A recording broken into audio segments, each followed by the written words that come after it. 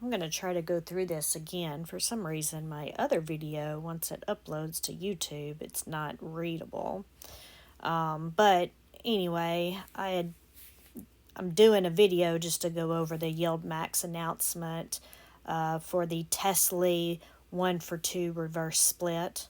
It was just sent out in emails today if you were subscribed. Otherwise, I guess you could have seen it online at the Globe Newswire.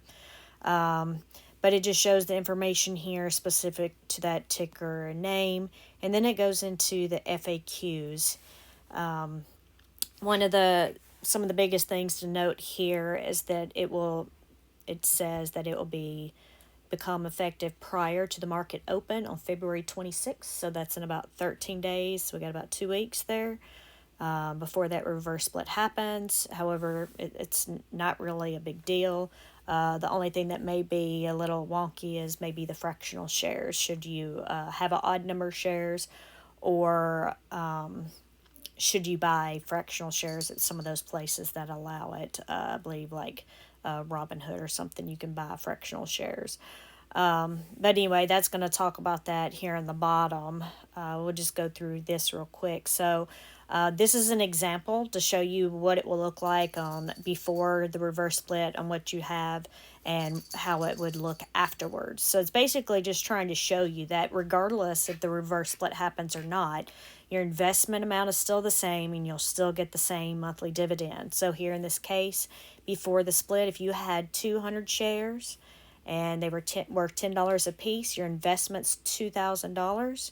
Your dividend, for this example only, is 10 cents a month, and that gives you, in this case, you get $20 a month for that dividend, which is 12%.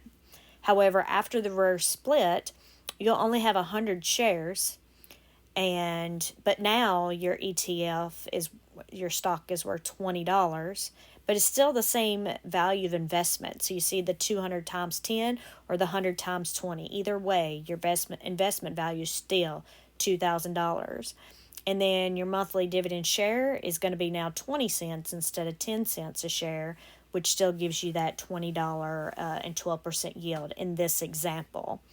So nothing big again, unless you have, and it's not even a big thing, but if you have fractional shares, then that will impact you a little bit. If you have an odd number of shares, so in this example here, if you have an odd number, it'll be 101 shares. Obviously, divided by 2 is 50.5 shares. Well, they're not going to give you the 0.5 shares. They're actually just going to cash that out, so you would get $10 for that half a share. And then they go down here on number 6, how many fractional TSLY shares should a TSLY shareholder expect to receive? So this is where it gets a little bit, a little bit different. So it can give you some examples over here on the left. Should you own fractional shares? And then what it's going to look like after the reverse split, as far as your TSLY shares, and then the number of fractional shares on the right hand side, how that shows that.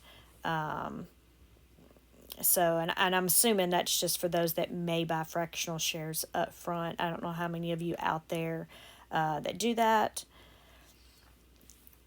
but we'll scroll on down. There's only a couple more things down here at the bottom, and that is that a reverse split does not require shareholder approval, and that, of course, the reverse split isn't going to change the ticker symbol. It's still going to be TSLY. So that's pretty much it. I mean, you can read through this, assuming this video comes out clear. You can read through all of this if you want a little bit more information, but it's no big deal. You just might, if you have fractional shares or whatever, it may change a little bit. But other than that, it's not really gonna affect anything in your portfolio, and stuff is still gonna be the same, and you're still gonna get the same dividend. But anyway, just wanted to put that out there, and hope you have a good